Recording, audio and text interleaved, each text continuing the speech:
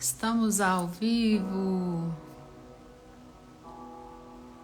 Tudo bem com vocês? Boa noite. Dia de feriado aí.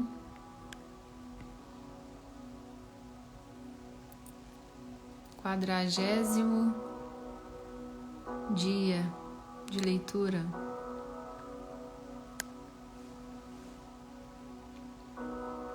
Boa noite, Renato. 40 dias fazendo a leitura do livro Uma Vida com Propósitos. Quem aprendeu aí?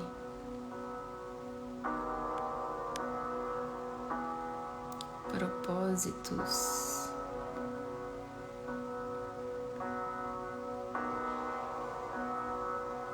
Fixar aqui o comentário. 40º dia.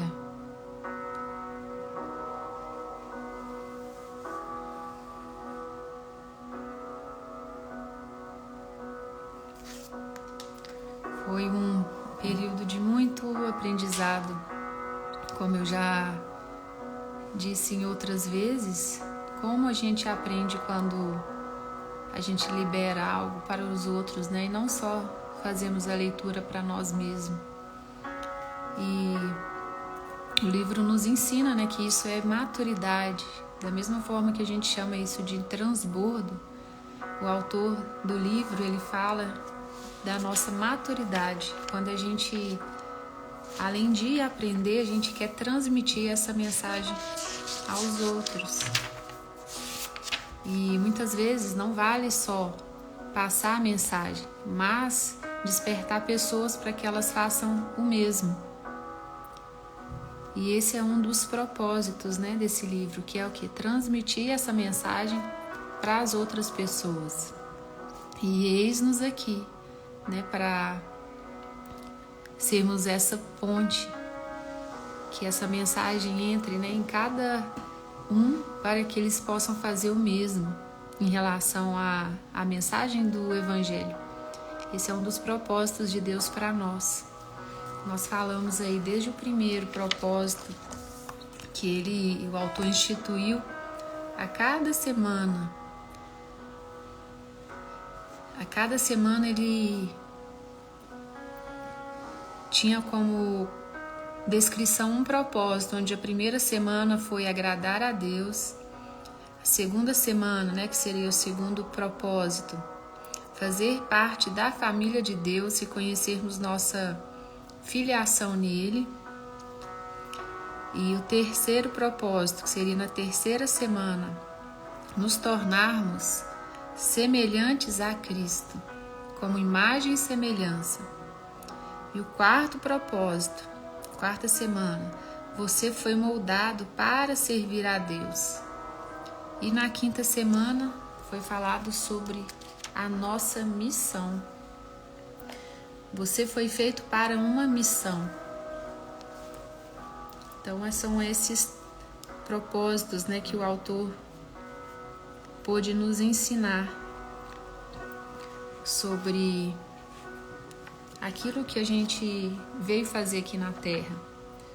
Porque, independente da idade, acho que todas as pessoas passam, né, por esse processo de questionamento: por que estão aqui, para onde vão, de onde vêm, porque elas nasceram nas famílias que elas nasceram, nos lugares que elas nasceram. Então, eis-nos aqui para servir, não é? Então vamos lá para finalizar o livro. Na verdade são 40 dias, mas o autor coloca mais 2 dias extras. Então nós vamos ter amanhã e na sexta-feira mais um dia de aprendizado aqui com esse autor, que é o Rick Warren, né, que tem vários outros livros também que nos ensinam muito. Então vamos lá? Vivendo com Propósitos, dia 40. Em Provérbios 19:21 diz: muitos são os planos no coração do homem, mas o que prevalece é o propósito do Senhor. Muitas vezes fazemos planos, né? Mas a resposta ela vem de Deus. Em Atos 13:36 diz: Davi serviu aos propósitos de Deus em sua geração. Viver com propósitos é a única maneira de viver de verdade. O restante é apenas existir. E aí eu faço uma pergunta: você existe ou você apenas vive? É diferente, né? A maioria das pessoas luta com as 3 questões básicas da vida. A primeira é a identidade. Quem sou eu? A segunda é a importância. Tenho algum valor? A terceira é o impacto. Qual o meu lugar na vida? As respostas a todas as 3 perguntas são encontradas nos 5 propósitos que Deus tem para você, que foram esses que a gente acabou de falar, né? No cenáculo, no último dia de seu ministério, com os discípulos, Jesus lavou os pés deles para dar o exemplo e disse: agora que vocês sabem estas coisas, felizes serão se as praticarem. Está em João 13:17. Depois de saber o que Deus quer que você faça, a bênção igualmente chegará quando você puser em prática o que aprendeu. Ao fim de nossa jornada de 40 dias, você agora conhece o propósito de Deus para a sua vida e será abençoado se o praticar. Então aqui ele coloca uma condicional para nós, né? À medida que a gente descobre aquilo que Deus quer para nós, nós precisamos o que? Praticar, para receber todas essas bênçãos, né, que ele já nos destinou. Isso provavelmente quer dizer que você deverá parar de fazer outras coisas. O que você faz que não agrada a Deus? E se a gente for pensar, até um ateu, até quem não acredita em Deus sabe o que é certo e o que é errado, aquilo que não está alinhado com a vontade de Deus. Isso provavelmente quer dizer que você deverá parar de fazer outras coisas. Existem muitas coisas boas que você pode fazer com sua vida, mas os propósitos de Deus são as 5 fundamentais e você precisa fazê-las. Infelizmente, é fácil se distrair e esquecer o mais importante. É fácil se desviar do que realmente importa e lentamente abandonar o caminho. Para evitar que isso aconteça, faça uma declaração de propósitos para a vida e examine-a regularmente. O que a gente tem que examinar regularmente para a gente dar consciência e ter clareza daquilo que a gente já estipulou, né? De acordo com a palavra de Deus, aquilo que Deus já nos falou, não aqueles propósitos que nós criamos para nós mesmos, porque o propósito vem dele. O que é uma declaração de propósito para a vida? É uma declaração que resume os propósitos de Deus para a sua vida. Você afirma com as próprias palavras seu compromisso com os 5 propósitos de Deus para a sua vida. Uma declaração de propósito não é uma lista de objetivos. Os objetivos são temporários, os propósitos são eternos. A Bíblia diz: o que o Senhor planeja dura para sempre. As suas decisões permanecem eternamente. Salmos 33:11. Então aquilo que ele diz para nós, né, é o que fica na eternidade. É uma declaração que aponta o rumo de sua vida. Colocar seus propósitos no papel vai forçá-lo a pensar especificamente no caminho que sua vida deve seguir. A Bíblia diz: saiba para onde você está indo e estará em terreno firme. Está em Provérbios 4:26. Então, mais do que a velocidade, mais importante que a velocidade é o que? A direção. Não adianta você ir rápido se você não sabe para onde você precisa ir, não é? A declaração de propósitos para a vida não apenas especifica o que você pretende fazer com o tempo, a vida e o dinheiro, como também sugere o que você não irá fazer.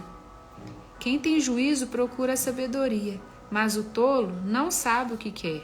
Em Provérbios 17:24. É uma declaração que define o que é sucesso para você.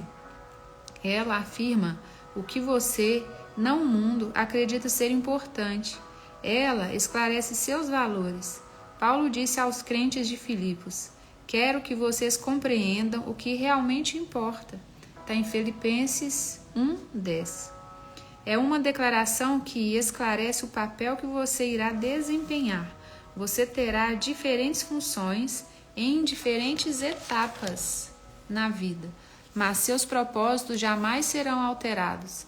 Eles são maiores que qualquer função que você possa ter. É uma declaração que expressa sua forma.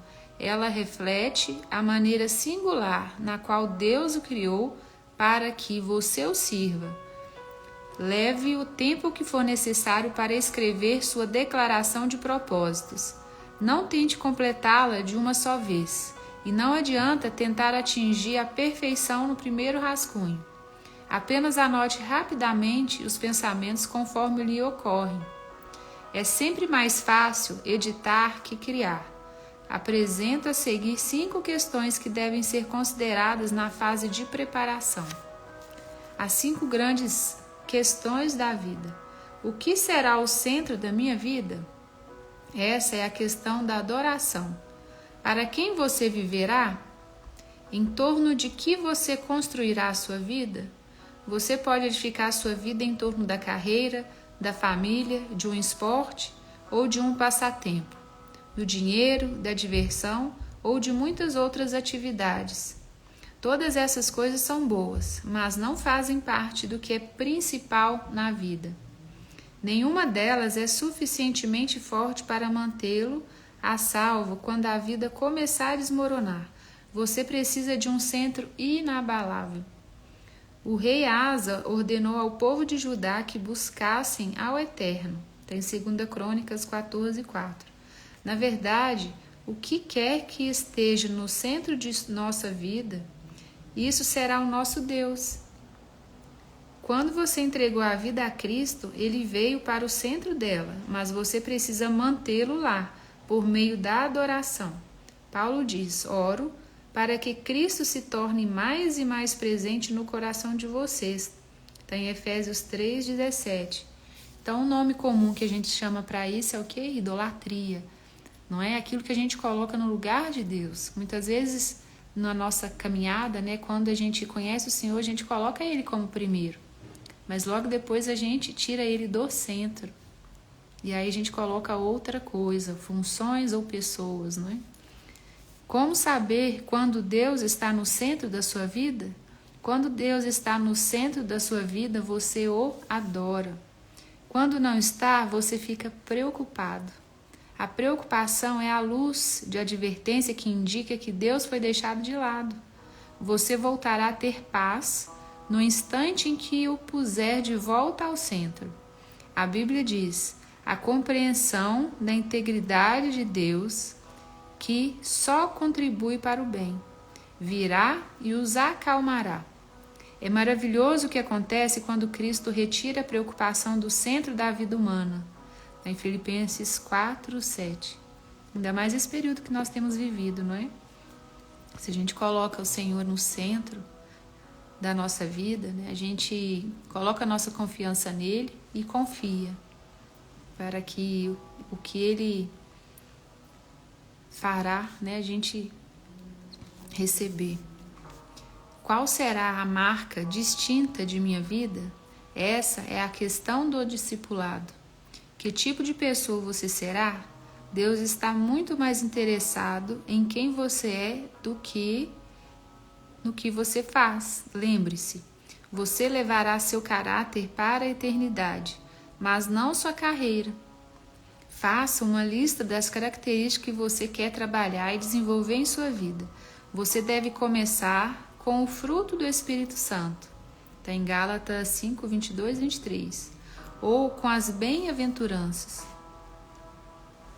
Pedro disse: portanto, não percam tempo em edificar sobre o que receberam, preenchendo a base da fé com bom caráter, entendimento espiritual, disciplina vigilante, paciência entusiasmada, admiração reverente, amizade calorosa e amor generoso, cada dimensão interagindo com as demais. Está em 2 Pedro 1:5. Não desanime, nem desista quando tropeçar. É necessária toda uma vida para construir um caráter semelhante ao de Cristo. Paulo deu este conselho a Timóteo: cuide muito bem de seu caráter e de seu ensino. Não se deixe distrair. simplesmente persista. Está em 1 Timóteo 4,16. Qual será a contribuição de minha vida? Essa é a questão do serviço. Qual será seu ministério no corpo de Cristo? Conhecendo sua combinação, formação espiritual, opções do coração, recursos pessoais, modo de ser e áreas de experiência, forma. Que papel lhe seria mais adequado na família de Deus? Como você poderia fazer alguma diferença? Existe algum grupo específico no corpo de Cristo em que possa servir com sua formação? Paulo destaca 2 benefícios maravilhosos no cumprimento do ministério. Isso que vocês fazem não somente ajuda o povo de Deus que está necessitando, mas também faz com que eles façam muitas orações de gratidão a Deus. Está em 2 Coríntios 9:12. Embora você tenha sido formado para servir outras pessoas, nem mesmo Jesus satisfez as necessidades de todos enquanto esteve entre os homens. Você deve escolher a quem possa ajudar melhor com base em sua vocação. Você precisa perguntar: a quem desejo mais ajudar?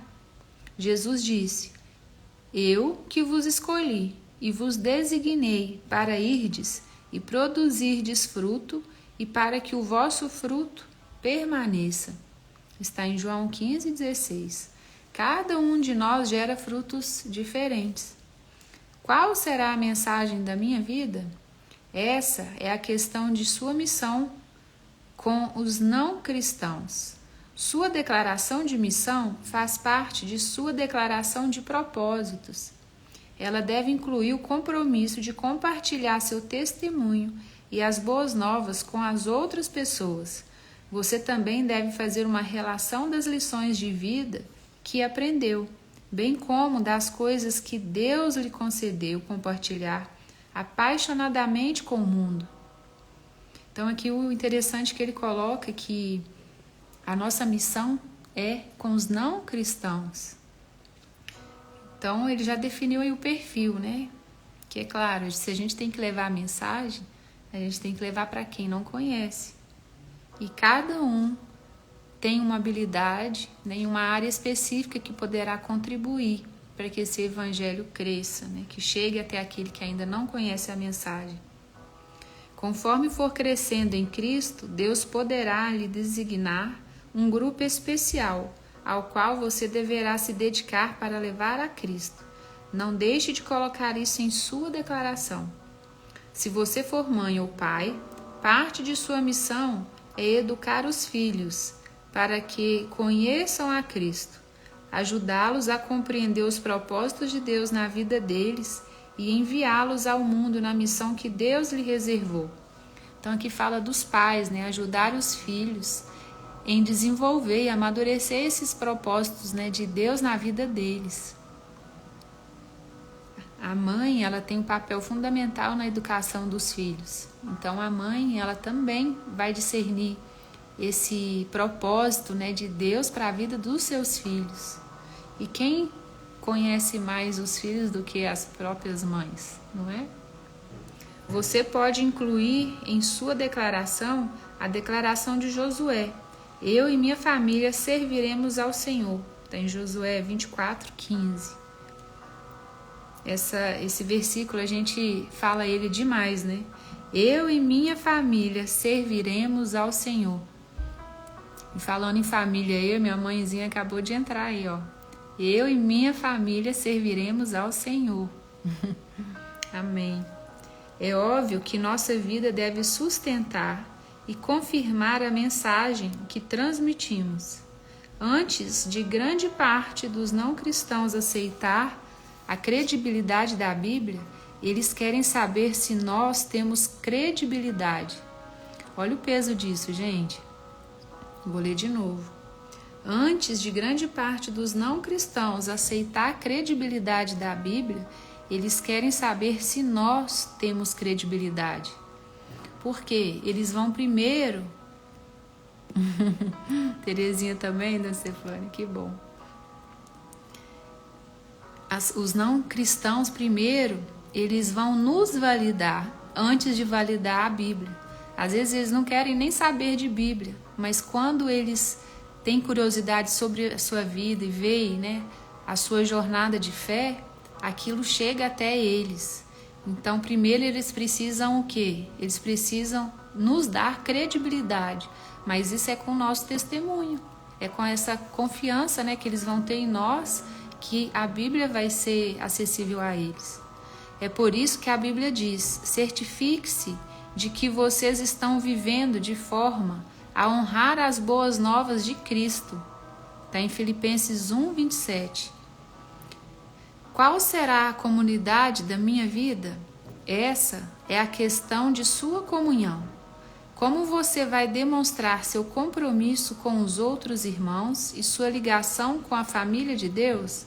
Onde você irá praticar com outros cristãos os mandamentos recíprocos, do tipo uns aos outros? A que igreja local você irá se filiar como membro ativo? Quanto mais você amadurecer, mais amará o corpo de Cristo e desejará se sacrificar por ele. A Bíblia diz: Cristo amou a igreja e deu a sua vida por ela. Tem Efésios 5:25. Você deve incluir em sua declaração uma nota expressando seu amor pela Igreja de Deus. Ao considerar a resposta a essas questões, inclua qualquer passagem das Escrituras que lhe fale ao coração sobre esses propósitos. Existem muitos neste livro. Pode levar semanas ou meses para que sua declaração de propósitos chegue à forma definitiva. Ore a respeito dela, converse com amigos íntimos e medite nela e na Bíblia. Talvez sejam necessárias várias redações até chegar ao texto final. E, mesmo assim, você provavelmente fará pequenas alterações com o passar do tempo e à medida que Deus lhe proporcionar maior discernimento sobre sua vocação. Além de uma declaração de propósitos detalhada, você também será de grande auxílio uma breve afirmação ou slogan que resuma os 5 propósitos para a sua vida. Algo fácil de memorizar e que inspire você. Dessa forma, você poderá recordá-los diariamente. Salomão aconselha: será bom manter todas essas coisas em mente, e então você estará sempre pronto para repeti-las. Em Provérbios 22:18. Eis alguns exemplos. Então aqui eles pedem, para a gente anotar, para que a gente não esqueça os propósitos de Deus para nós, que a gente escreva. E quando a gente escreve, a gente tem mais clareza. Número 1, então.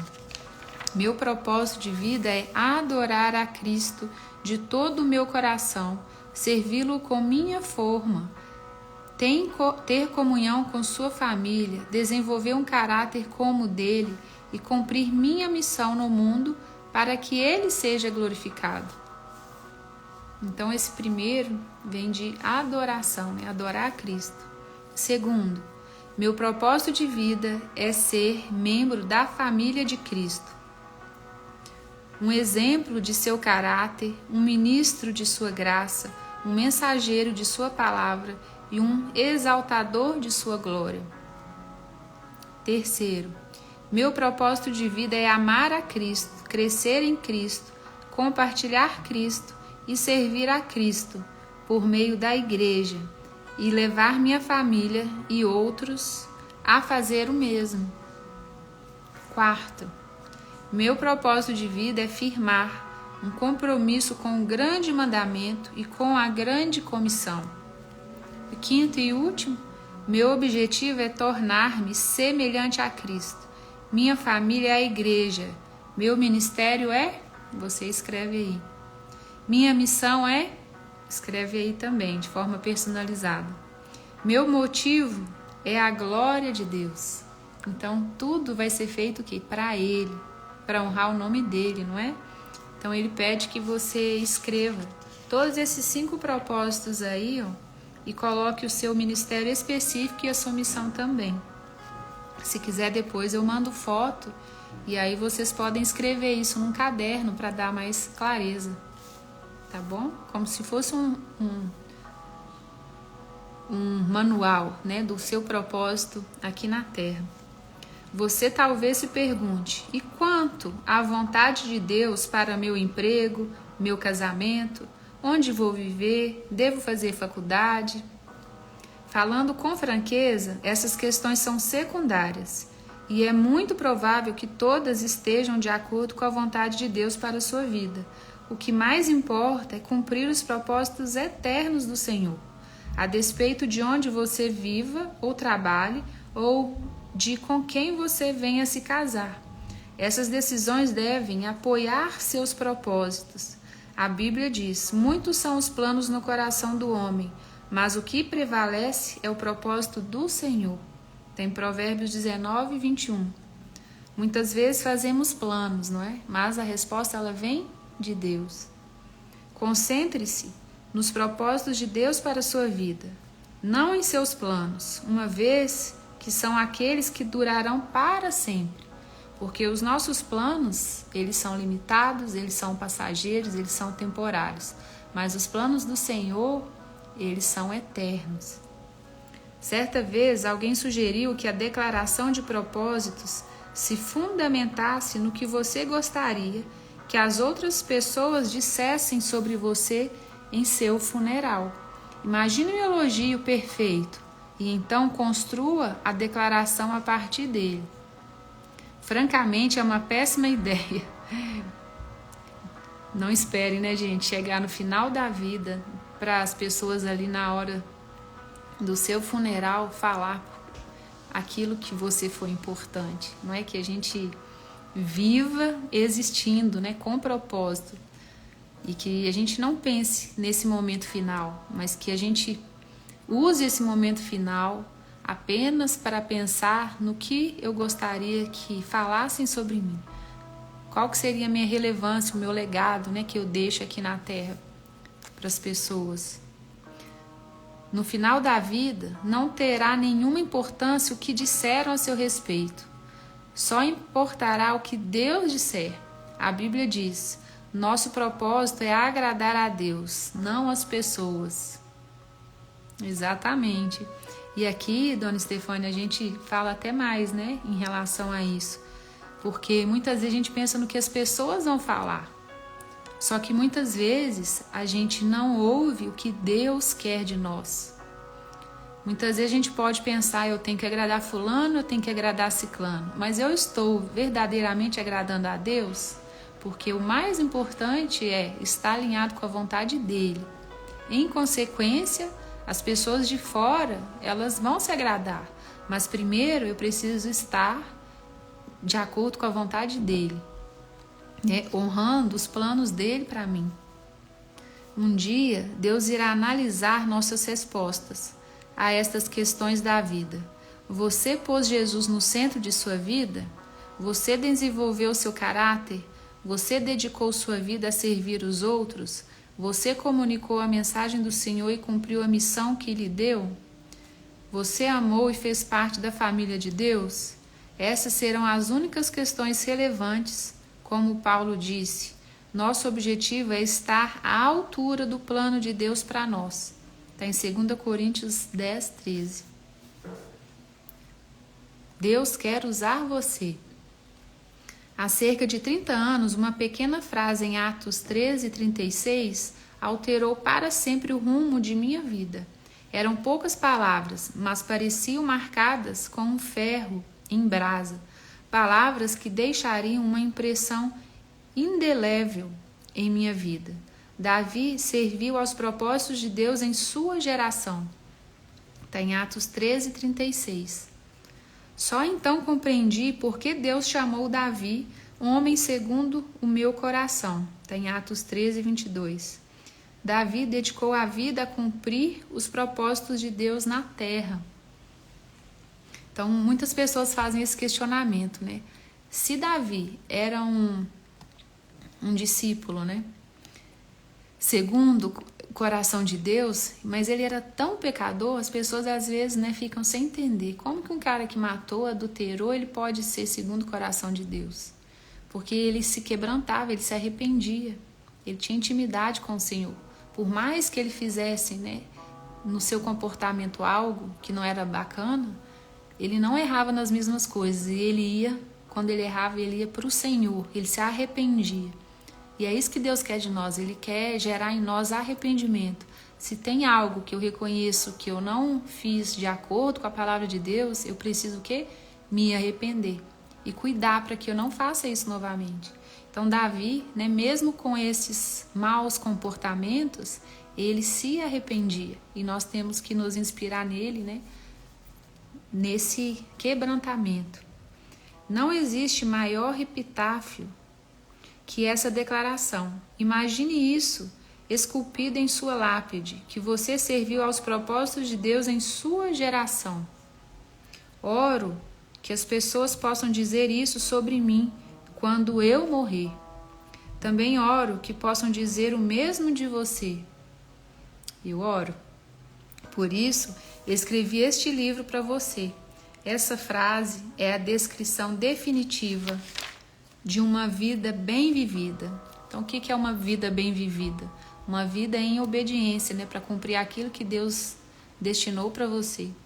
Você faz o que é eterno e atemporal, o propósito de Deus, a maneira contemporânea e atual em sua geração.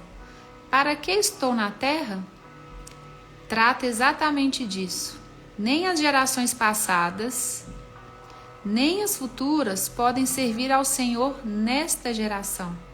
Somente nós podemos. Assim como Esther, Deus o criou para um momento como este. Esther 14:14. Então aqui ele fala algo muito interessante. Nem a minha geração passada, nem a futura, ela poderá fazer o que eu posso fazer nessa geração de agora. E aí a gente usa aquela frase, né, do livro de Esther. Será que Deus, né, o criou para um momento como este? E nós estamos vivendo aí um momento histórico, um momento aí profético, né, no Brasil. E eu me alegro porque Deus me criou para um propósito nesta geração, um propósito nesse tempo, assim como fala em Esther.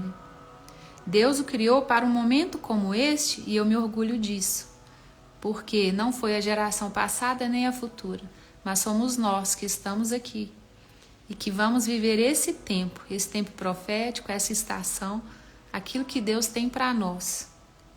Assim como Esther, Deus o criou para um momento como este. Depois vocês leem o livro de Esther, Esther 4:14, onde tem esse versículo. O Pai ainda procura pessoas que possam ser usadas. A Bíblia diz: os olhos do Senhor percorrem toda a terra, a fim de fortalecer aqueles cujo coração esteja completamente comprometido com Ele. Está em 2 Crônicas 16:9. Seria você uma pessoa que o Senhor poderia usar para os propósitos dele? Você serviria aos propósitos de Deus em sua geração? Paulo teve uma vida dirigida por propósitos. Ele disse: corro direto para o alvo, com um propósito a cada passo. Está em 1 Coríntios 9:26. Seu único motivo para viver era cumprir os propósitos que Deus tinha para ele.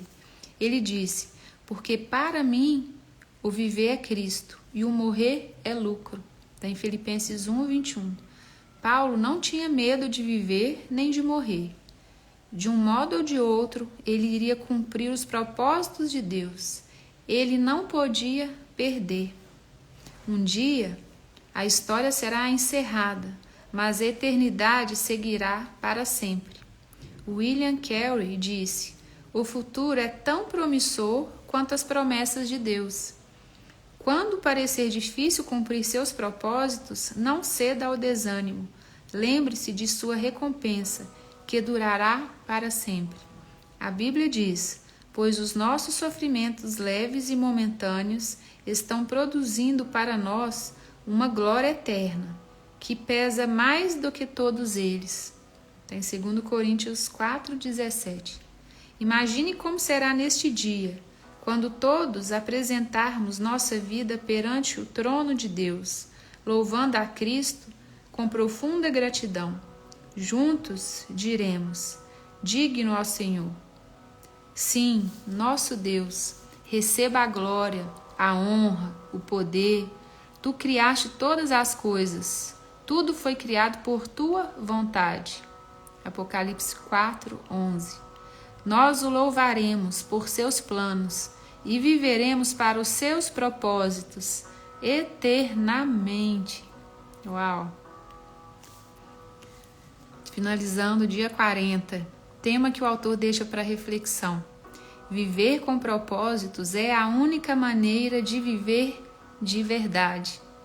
Porque se a gente não viver com propósito, a gente vai apenas o quê? Existir. E a gente tem que dar sentido à nossa vida, né? E quem dá sentido à nossa vida? Apenas o Senhor, né? As vontades são dele, né? A vontade dele é boa, é agradável, é perfeita. O versículo que ele deixa para a nossa memorização. Atos 13:36. Davi serviu aos propósitos de Deus em sua geração. E aqui, como no livro de Esther, é aquela pergunta-chave, né? Será que Deus te criou para um propósito como este? Foi nessa geração, foi nesse tempo profético, foi nessa estação, né? E nós temos que nos alegrar nisso. Deus nos criou para um tempo como este, para que realizássemos, né, os propósitos dele. E pergunta que ele deixa para a nossa meditação. Quando dedicarei um tempo para escrever minhas respostas às 5 grandes questões da vida? Quando colocarei meu propósito no papel? Então ele fecha, né, com essas perguntas aqui da nossa meditação, que é aquela declaração, né, que ele faz, que sugere para que a gente escreva. Quando a gente coloca no papel, fica mais fácil, né, de clarificar os propósitos, né, de Deus para nós e de vivermos uma vida, né, intencional, baseada nesses propósitos dele, porque se a gente segue sem consciência, sem clareza, no automatismo, será que nós vamos chegar onde a gente precisa? Aquela frase, né? Quem não sabe onde quer chegar, qualquer caminho serve, não é isso? E a gente quer o quê? A gente quer agradar o coração de Deus, antes mesmo de agradar pessoas, né? Dessa forma vai ser uma consequência as pessoas, mas primeiro a gente quer o quê? Agradar a Deus, agradar a vontade de Deus, deles, né? Tirar um sorriso de Deus, porque Deus nos criou, né, com um propósito específico, então cabe a nós descobrir, né, receber essa revelação dele, para que a gente possa cumprir aquilo que ele quer que nós façamos por ele, porque tudo vem dele, nós viemos dele, tudo vai voltar para ele, né, nessa eternidade, porque a gente é muito limitado para saber o que a gente poderia fazer, né, se não for por ele. E ele é o Senhor das nossas vidas, né? Ele dá sentido à nossa vida. Nós não sabemos, né, como a palavra fala, nem pedir em oração. A gente precisa do Espírito Santo para interceder por nós, pela nossa limitação. Então, que nós possamos refletir nessa palavra. Depois, quem quiser, eu envio uma foto aqui dessas declarações que cada um pode escrever no papel para memorizar, para ficar bem clarificado, né, sobre o propósito de cada um, e que a gente possa aí se alegrar, porque como Esther, né, quando fala no versículo de Esther, Deus nos criou para um tempo como este, não importa a geração que passou, nem as futuras.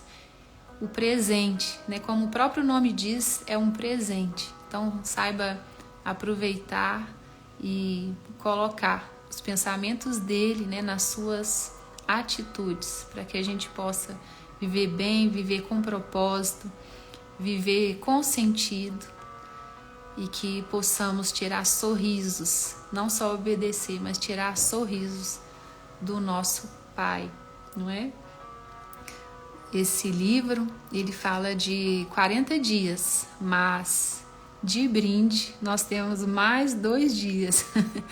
Então não acabou, faltam mais 2 dias, tá bom?